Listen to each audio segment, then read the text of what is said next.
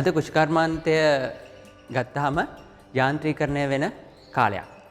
මෙන්න මේ යාන්ත්‍රීකරණයත් එක්ක අපේ ගොවි මහතුරුන්ට තමන්ගේ කටයුතු කාර්යක්ෂම ඉෂ්ට කරගන්න විවිධ උපකරණ හඳුන්වලා දුන්නා. ඒ අතර තමා දියරිසින යන්ත්‍ර මේ ගොවි මහතුරු අතරට ආවේ. මේ දියරිසින යන්ත්‍ර අතින් ක්‍රියා කරන දියරිසින යන්ත්‍රයේ සිට අද මේ වගේ බලවේග දියරිසින යන්ත්‍ර දක්වා ලංකාව තුළ පාවිච්චි වෙනවා. ඒ වගේම මෙතනින් එහාට ගිහිල්ලා මහා පරිමාණ ශේෂ්ත්‍රවලට පාවිච්චි කරන භූමි ස්ප්‍රේයර්ස් වගේ අලුත් තාක්ෂණිකයන් දක්වාම ගිහින් තියෙනවා.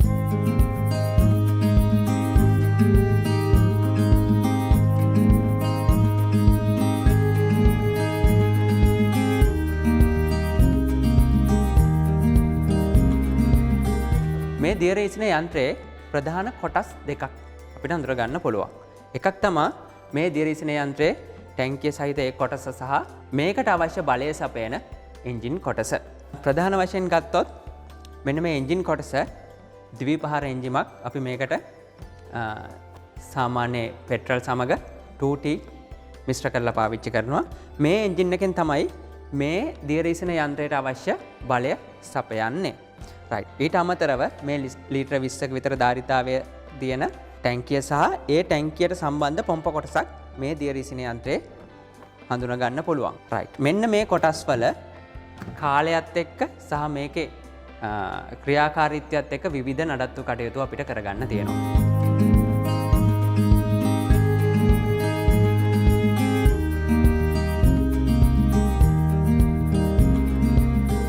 මේ එන්ජින් කොටසේ අපිට නඩත්තු වශයෙන් හම්බෙන ප්‍රධාන කොටසක් තමයි මෙන්න මේ වායු ශෝධකය. මෙන්න මේ වායු ශෝධකය සාමාන්‍ය වැඩපැය 50කට වරක් අපි මේක පිරිසිදු කරගන්නවා.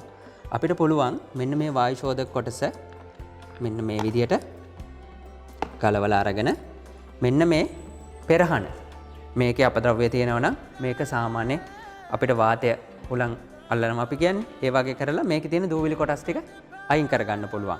ඒ වගේම පෙට්‍රල් වගේ ටිකකින් මේක හොඳට සෝද ගන්න පුළුවන්. සෝදලා පෙට්‍රල් ටික මිරිකලා අයින් කරලා අපිට මේක ආයේ සවි කරගන්න පුළුවන්. ඒ වගේම ඊළඟ කොටස තමයි මෙන්න මේ එන්ජින් කොටසේ අපිට හඳුනන්න පුළුවන් ස්පාර්ක් ප්ලග් එකක් තියෙනවා. මේ උපකරණයත් එක්ක බොහෝ විට අපිට හම්බ වෙනවා මෙන්න මේ උපකරණ ටික. මේවා පාවිච්චි කරලා අපිට මේක මේ විදිහට කලවලා මේකේ අපද්‍රව්‍ය තියෙනවා නම් අපිට පිරිසිදු කරලා සවි කරගන්න පුළුවන්. ඒ වගේ මේ හැම අවස්ථාවකම අපි බලන්න ඕනේ ප්ලග් එකක් අතර තියෙන අපි ගැප් එක කියනවා. මෙන්න මේ කොටස් දෙක අතර සාමාන්‍යයෙන් මිලිමීටර් 0.6ක පරතරයක් පවතින්න ඕනේ. මේ පරතරය නිසි ආකාරයෙන් තියෙනවද කියලා. එහෙම නැති වුණොත් මේ පරතරය නැතුව මේකට මොනවාරි හානියක් වෙලා තියෙනවා නම් නිෂ්පාදකයාගේ පිළිවෙත වලට ගැලපෙන මේ කොටස අපිට අලුතෙන් සවි කරගන්න සිද්ධ වෙනවා. ඊට අමතරව මේ ස්ප්‍රේයර් යන්ත්‍රය ගත්තොත් මම කිව්වා ප්‍රධාන කොටස් දෙකක් තියෙනවා. මේ බලය සපයන එන්ජින් කොටස වගේම මේ දියර ටැංකිය සහ මේ දියර ටැංකියේ කලින් සඳහන් කර මෙන්න මේ පොම්ප කොටස. මේ තියෙන්නේ මෙන්න මේ පොම්ප කොටස මේ යන්ත්‍රයෙන් ගලවලා ඉවත් කරගෙන පොම්ප කොටස පිස්ටන් වලින් ක්‍රියාත්මක වන පොම්පයක්. මේකේ අභ්‍යන්තර ලිහිසි කටයුතු සඳහා ලිහිසි තෙල් එකතු කරගෙන තියෙනවා මේ කොටසේ. ඒ වගේම මේ පිස්ටන් දෙක ක්‍රියාකාරීත්වය නියම ආකාරයෙන් පවත්වා ගන්න මේක ලීසි කරන්න ලීසි කටයුත්ත සඳහා අපි ග්‍රීස් පාවිච්චි කරගෙන තියෙනවා. අපේ ගොවි මහතුරු අතින් නිතර සිද්ධ වෙන්නේ නැති නඩත්තුවක් තමයි බොහෝ විට මගහැරෙන දෙයක් තමයි මෙන්න මේ පිස්ටන කොටස් ලිහිසි කරන එක. මෙන්න මේ පිස්ටන කොටස් ලිහිසි කරන්න පාවිච්චි කරන්නේ අපේ ග්‍රීස්. මෙන්න මේ ග්‍රීස් සහිත කුඩා බඳුනක් මේකේ තියෙනවා. මේ බඳුනට ග්‍රීස් පුරවලා අපිට මේක සවි කරගන්න පුළුවන්. මේ සවි කරගත්තට පස්සේ අපි ක්‍රියාව කරන සෑම වැඩපැය 8කට සැරයක් වැඩපැය 8ක් මේක ක්‍රියාත්මක කරාට පස්සේ මෙන්න මේ බඳුන වටභාගයක් තද කරගන්න ඕනේ. එතකොට මේ බඳුන තුල පුරවලා තිබුණ ග්‍රීස් ස්වල්පයක් මෙන්න මේ පිස්ටන් කොටසට ඇතුල් වෙනවා. ඒ වගේම මේ පොම්පේ අනිත් පැත්තෙත් මේ වගේම චූටි ග්‍රීස් බඳුනක් තියෙනවා. මේක වැඩපැය 8කට වරක් මේක වටභාගය ගානේ තද කරගන්න ඕනේ. මේක සම්පූර්ණයෙන් තද කරලා ඉවර වුණාම මේක ඇතුලේ තියෙන අපි අර එකතු කරගත්තු ග්‍රීස් සම්පූර්ණ ප්‍රමාණයම අවසන් වෙනවා. ඊළඟට මේක අපිට නැවත ගලවලා ග්‍රීස් ටිකක් පුරවගෙන ආයෙත් අර වගේ වටභාගේ මේක තද කරගෙන යන්න පුළුවන්. ඒ වගේම අනිත් කාරණාව තමයි මම කලින් සඳහන් කළා වගේ මේකේ අභ්‍යන්තර ලිහිසි කටයුතු සඳහා අපි ලිහිසි තෙල් පාවිච්චි කරලා තියෙනවා.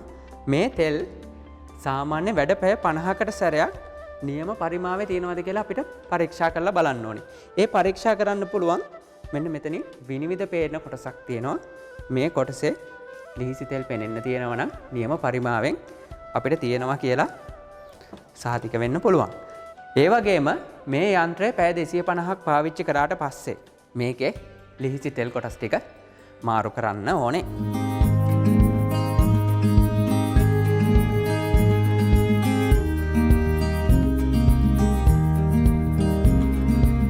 අපේ ගොවි මහතුරු මේ බලවේග මේ වර්ගයේ බලවේග දිය රිසින යන්ත්‍ර පාවිච්චි කරද්දී ගොවි මහතුරු අතින් සිද්ධ වෙන වැරදි කිහිපයක් තියෙනවා. එකක් තමයි ප්‍රධානම කාරණාව තමයි ගොවි මහතුරු කියන කාරණාවක් තමයි ප්‍රධාන වශයෙන් මේගොල්ලන්ට එන ගැටලුවක් තමයි මේ දිය රිසින යන්ත්‍රයේ මේ නල හානි වෙන එක. නල්ල කොටස් මේ වගේ කොටස් පුපුරලා හානි වෙනවා. මේ එන්ජින් එක ක්‍රියා කරන අවස්ථාවේදී මේ පොම්ප කොටසත් ක්‍රියාත්මක වෙනවා. එන්ජින් එක යම් වේගයකින් ක්‍රියාත්මක කරද්දී මේ පොම්ප කොටස දියර පොම්ප කරන කාර්යය ආරම්භ කරලා තියෙන්නේ. මෙන්න මේ දියර ටිකෙන් අපි ශ්‍රේෂ්ඨයට ස්ප්‍රේ කරන එහෙම නැත්නම් ශ්‍රේෂ්ඨයට විසිරුවා හරින දියර ප්‍රමාණය මේ යන්ත්‍රය පාවිච්චි කරලා ඉතිරි දියර ටික මේකේ තියෙන තවත් පද්ධතියක් හරහා මේකේ දියර ටැංකියටම නැවත ආපහු හරවා යවනවා. ඒ වැඩේට අපි පාවිච්චි කරලා තියෙනවා මෙන්න මෙතන තියෙන පීඩනය පාලනය කරන්න පුළුවන් වැල්වයක්. මෙන්න මේ වැල්වේ ලබා දීලා තියෙන ගොවි මහතුරුන්ට තමන්ගේ ටැංකිය ක්‍රියාත්මක කරනකොට ශ්‍රේෂ්ඨයේ දිය රිසිනකොට අවශ්‍ය පීඩනය පවත්ව ගන්න. මේ යන්ත්‍රයේ මේ පීඩන කපාටය සාමාන්‍යයෙන් මේ වෙළඳ පොලේ තියෙන බහුලව පාවිච්චි කරන යන්ත්‍රයක් ගත්තොත් මේ පීඩන කපාටය සම්පූර්ණ වට දෙකක් කරකවන්න පුළුවන්. ඉතින් අපි මේ යන්ත්‍රය ක්‍රියාත්මක කරද්දී ආරම්භයේදී මෙන්න මේ පීඩන කපාටය සම්පූර්ණයෙන් වම් පසට කරකවල විවෘත කරගන්නවා. මේක ගත්තොත් පීඩනයේ ප්‍රමාණයන් සඳහන් කරලා තියෙනවා මේ වම් පසට කරකවනකොට ලෝ සහ දකුණු පසට හයි ලෙස. කියන්නේ මේක ස්ටාර්ට් කරන වෙලාවේ, ඒ කියන්නේ මේ යන්ත්‍රය පණ ගන්නන වෙලාවේදී මේක අපි වම් පසට සම්පූර්ණයෙන් කරකවලා මේ කපාටය විවෘත කරලා තියෙන්නේ. ඒ අවස්ථාවේදී මේ යන්ත්‍රය ස්ටාර්ට් කරාට මේ යන්ත්‍රය පණ ගැන්වුවට දියර ස්ප්‍රේ වෙන්නේ නැහැ. මේ සම්පූර්ණ දියර ටිකම නැවත ටැංකියට හරවා යවනවා. අපිට දියර ස්ප්‍රේ කරන්න එහෙම නැත්නම් විසිරුවා හරින්න අවශ්‍ය වෙනකොට අපි මේ කපාටෙන් අඩක් වසනවා. සාමාන්‍යයෙන් වට 4ක් සහිත මේ කපාටේ වට දෙකකින් වසා අපි මේ යන්ත්‍රය ක්‍රියාත්මක කරනවා. ඒ අවස්ථාවේදී මේක ක්‍රියාත්මක වෙන්න දියර ස්ප්‍රේ වෙන්න පටන් ගන්නවා. එතකොට මේකේ අපි දිය රිසින යන්ත්‍රයේ ස්ප්‍රේ කරන්න අපි පාවිච්චි කරන මේ කොටසේ කපාටේ විවෘත කරලා තියන්න ඕනේ. එතකොට මේ යන්ත්‍රය ස්ප්‍රේ වෙනකොට අපේ ගොවි මහතුරු ශේෂ්ත්‍රයේ මේ යන්ත්‍රය ක්‍රියාත්මක කරගෙන දියර ඉසීමේ කටයුත්ත කරගෙන යන්න පුළුවන්. ගිහිල්ලා යම් අවස්ථාවක අපේ ගොවි මහතුරුන්ට සිද්ධ වෙනවා මේ ස්ප්‍රේ කරන ක්‍රියාවලිය හදිස්සියේ නතර කරන්න. ඒ අවස්ථාවේදී අපේ ගොවි මහතුරු ගොඩක් වෙලාවට පුරුදු වෙලා තියෙන්නේ මෙන්න මේ කපාටේ පාවිච්චි කරලා මේ දියර විසිරුවා හරින එක ක්‍රියාවලිය නතර කරන්න. හැබැයි මේ බලවේග දිය රිසින යන්ත්‍රයක මේ ක්‍රියාව මේ විදිහට ගොවි මහතුරු ක්‍රියා කරොත් මේ පද්ධතිය අභ්‍යන්තර පීඩනයේ ඉහළ ගිහිල්ලා මේ කොටසකට හානි වෙන්න පුළුවන්. ඒ නිසා මේ යන්ත්‍රයේ නිෂ්පාදකයා කියලා තියෙනවා මේ යන්ත්‍රයේ මේ කපාටය වහන්න කලින් මේ එන්ජින් එක ලැසි දියුණු වේගය එහෙම නැත්නම් අපි කියන්නේ අර අයිඩියල් ස්පීඩ් එක කියන එකට අන්න ඒ තත්වයට අරගෙන එන්න ඕනේ. එහෙම කරපුවාම මේක ලැසි දියුණු වේගයට පැමිණියාම මෙන්න මේ පොම්ප කොටස සහ එන්ජින් කොටස අතර තියෙන කේන්ද්‍ර අපසාරී බලයෙන් ක්‍රියාත්මක වන ක්ලච් පද්ධතිය හරහා මේ පොම්ප කොටසේ සම්බන්ධතාවය බිඳ වැටිලා මේ පොම්ප කොටස ක්‍රියාත්මක වෙන එක නතර වෙනවා. ඊට පස්සේ අපේ ගොවි මහතුරුන්ට පුළුවන් මේ වැල්ව එක වහලා තමන්ගේ ශ්‍රේෂ්ඨයට හරි තමන් ඊළඟට මේ දියර ස්ප්‍රේ කරන්න ඕන තැන දක්වා මේ යන්ත්‍රය අරගෙන යන්න. ඒ වගේම තමයි අපේ ගොවි මහතුරු පුරුදු වෙලා තියෙනවා මෙන්න මේ පීඩන කපාට වැල්ව සම්පූර්ණයෙන් වහලා තියලා මේ යන්ත්‍රය ක්‍රියාත්මක කරන්න. එහෙම වුණොත් වෙන්නේ මොනවම් අවස්ථාවක් හරි මේ දියර ස්ප්‍රේ වෙන එක අඩු වුණොත් ප්‍රමාණය මේ පොම්ප කොටසෙන් නිකුත් කරන දියර ප්‍රමාණයම ශේෂයට නිකුත් කරගන්න බැරි වුණොත් මේ යන්ත්‍රයට හානි වෙන්න පුළුවන්.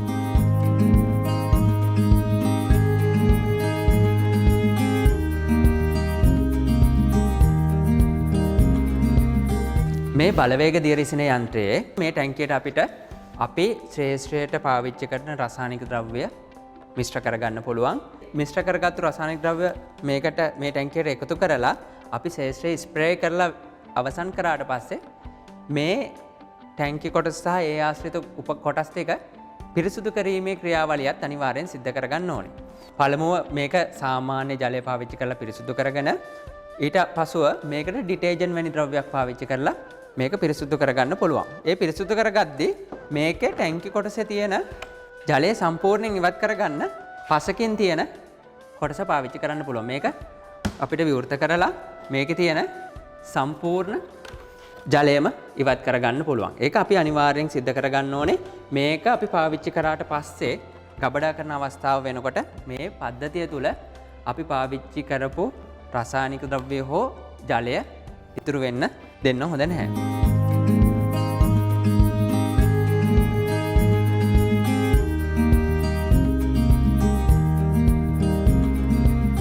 මේ එන්ජිමේ ලිහිසි කටයුතු සඳහා අපි පාවිච්චි කරන්නේ 2T ඔයිල්.